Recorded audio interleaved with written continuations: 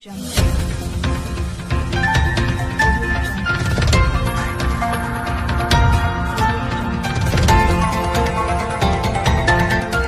देख रहे हैं RPKP इंडिया न्यूज। नमस्कार, मैं Shiv Vinayak Tiwari RPKP India news में आपका स्वागत करता हूं। आइए नगर में चलते हैं शहर से जुड़ी कुछ खास खबरों की। श्रम उद्यान संडे मार्केट कैमूर में राम प्रमोद तिवारी के द्वारा किया गया ध्वजारोहण। कांग्रेस पार्टी के तत्वाधान में हर्षोल्लास के साथ मनाया गया गणतंत्र दिवस का कार्यक्रम। प्रतिवर्ष की भांति इस वर्ष भी गणतंत्र दिवस का कार्यक्रम कांग्रेस पार्टी के तत्वाधान में श्रम उद्यान संडे मार्केट कैमूर में राम प्रमोद तिवारी के मुख्य अतिथि एवं ध्रुव सिंह की अध्यक्षता में आयोजित किया गया। ध्वजारोहण वरिष्ठ कांग्रेस नेता राम प्रमोद तिवारी द्वारा किया गया। ध्वजारोहण के पश्चात कांग्रेस के वरिष्ठ जनों के द्वारा अपना उद्बोधन दिया गया। इस कार्यक्रम में कांग्रेस के पूर्व प्रत्याशी विधानसभा नीरज सिंह बघेल, पूर्व अध्यक्ष नगर परिषद कैमूर गणेश राव, रवि दुबे, अशोक जैन, गद्दी बोस, सरवर खान, रमजान भारती, एडवोकेट उदय भान सिंह, विजय गिरी गोस्वामी, शरद द्विवेदी, कुक्कू मौलाना, पत्रकार एवं गणमान्य नागरिक उपस्थित रहे। कार्यक्रम का सफल संचालन जिला उपाध्यक्ष ग्रामीण विकास पांडे के द्वारा किया गया।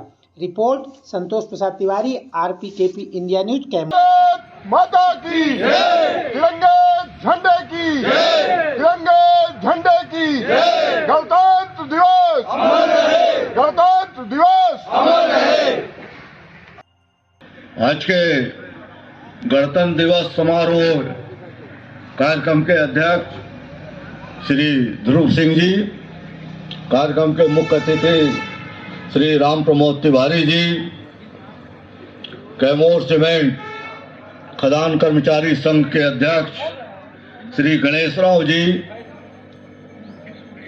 श्री गड्डी बोस जी, कांग्रेस के ऊर्जावान कार्यकर्ता हमारे सहयोगी शेख रमजान जी, शेख सरवर खान जी, उपस्थित मजदूर भाइयों, गणमान्य नागरिकगण, माता एवं बहनें, साथियों, ये गणतंत्र दिवस का कार्यक्रम विशेष रूप से श्री विकास पांडे एवं उनकी टीम के द्वारा विगत लगभग 30 वर्षों से अनवरत जारी है। 30 वर्ष की उपलब्धि लगातार इनने स्वतंत्रता दिवस और गणतंत्र दिवस में अनवरत ध्वज बंधन का यहाँ कार्यक्रम किया है, उनको मैं बधाई देता हूँ। साथ ही साथ 75वें गणतंत्र दिवस समारोह के उपलक्ष्य में आप सभी को हार्दिक बधाई एवं शुभकामनाएं देता हूँ। साथियों, देश की आजादी के बाद देश को कैसे चलाया जाए, देश का संचालन किस प्रकार हो, इसकी व्यवस्था के लिए बाबा साहब अम्बेडकर जी ने एक संविधान की रचना की, जो कि आज ही के दिन लागू किया गया था।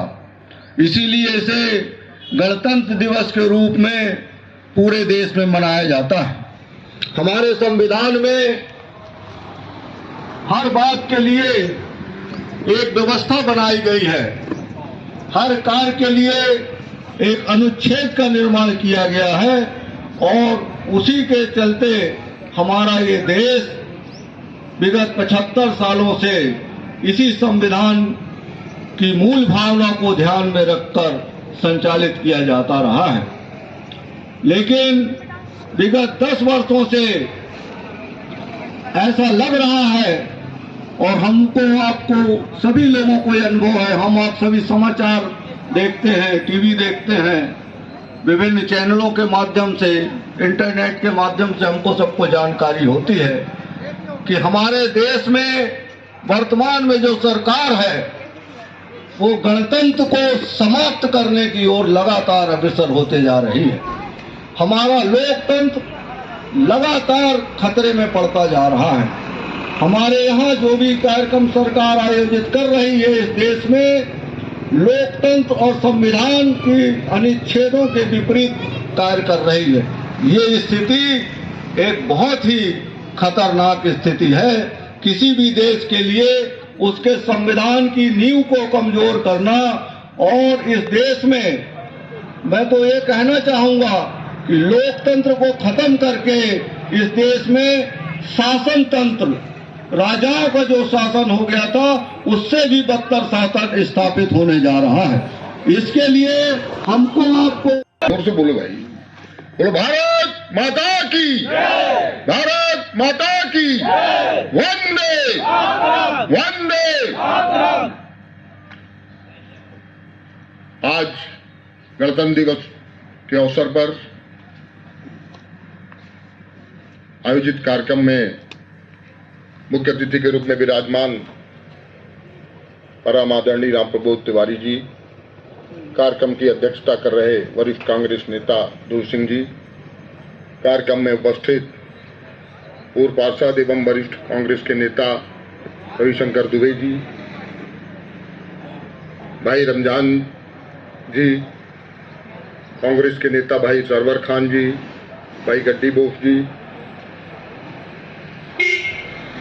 इस कार्यक्रम का लगातार आयोजन कर रहे पूर्व ब्लॉक अध्यक्ष, वर्तमान में जिला कांग्रेस कमेटी के उपाध्यक्ष भाई विकास पांडे जी, उपस्थित गणमान्य साथियों, मजदूर साथियों, आज हम अपना 75वां गणतंत्र दिवस मना रहे हैं। जैसा कि पूर्व वक्ताओं ने आपको बताया कि सन 1950 में हमारा संविधान लागू हुआ था।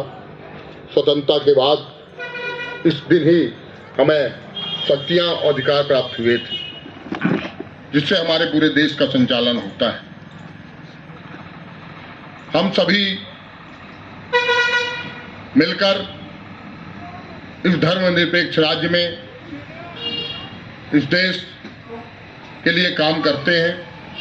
हमारा संविधान बाबा राव अंबेडकर ने जिसे बनाया था, उन्होंने कहा था कि हमारा देश धर्मनिरपेक्ष राज्य है।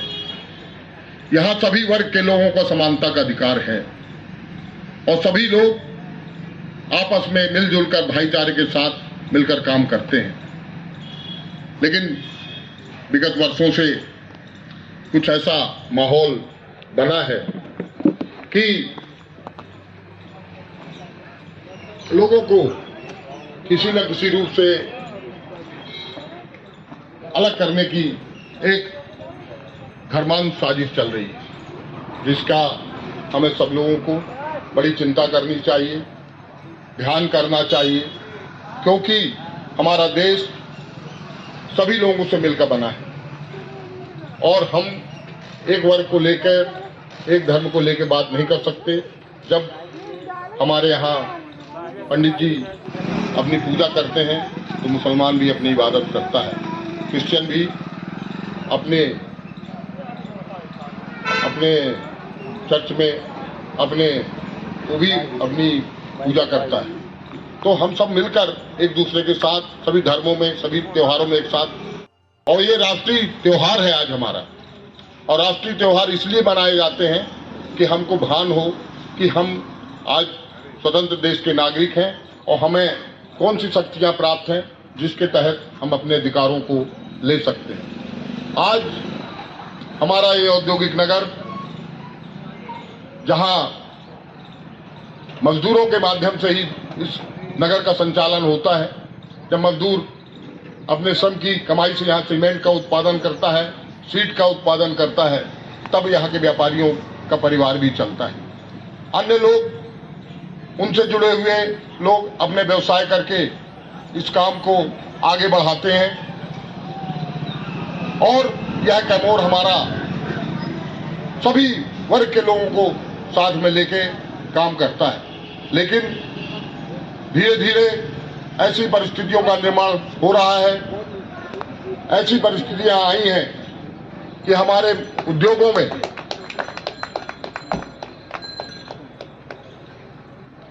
नीरज सिंह जी पधारे हैं, उनका स्वागत है।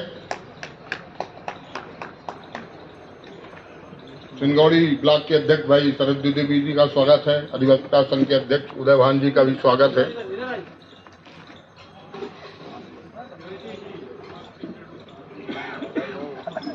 तो मैं कह रहा था कि आज हमारे कैमूर की स्थितियां विपरीत होती जा रही हैं।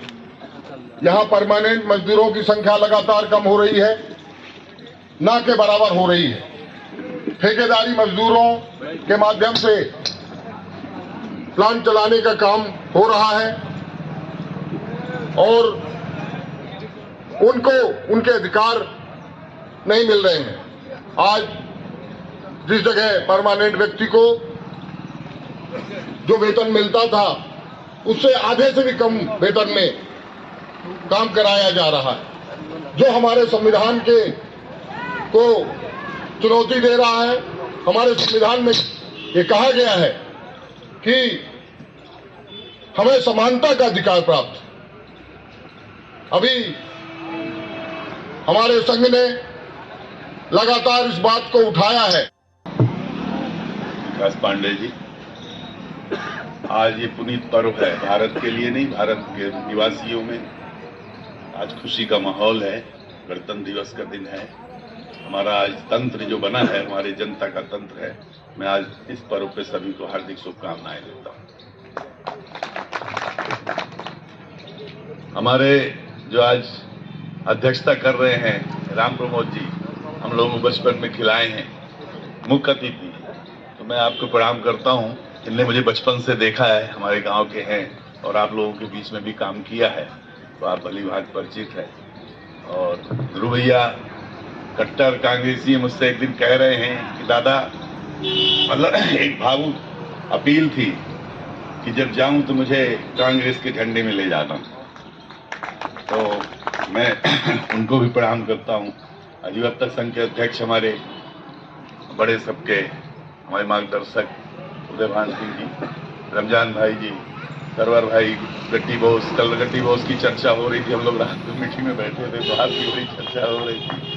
हमारे दुबे जी जो हैं कर्मशील लोगों के लिए और खासकर जो आपके श्रम में काम कर रहे हैं, जो श्रम उद्योगों में काम कर रहे हैं, उनके लिए लड़ाई लड़ने वाले हैं, मैं उनको भी हार्दिक प्रणाम करता हूँ, स्वागत करता हूँ। और गणेश भाई के बारे में तो अभी यहाँ का जन जन है, यहाँ का कड़ कड़ पहचानता है।